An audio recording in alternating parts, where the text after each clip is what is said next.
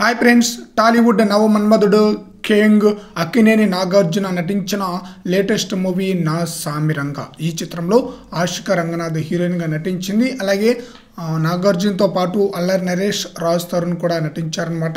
ఈ చిత్రానికి ఫస్ట్ షోకే మంచి పాజిటివ్ టాక్ రావడంతో ఫస్ట్ షో నుంచే మంచి కలెక్షన్ అయితే రాబడుతుందనమాట.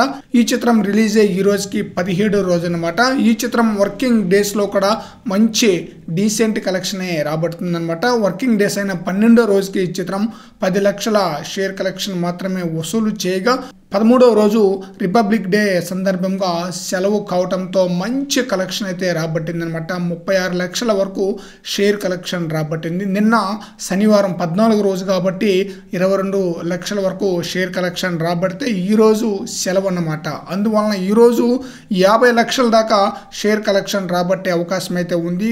1 కోటి వరకు గ్రాస్ కలెక్షన్ రాబట్టే అవకాశం అయితే ఉంది.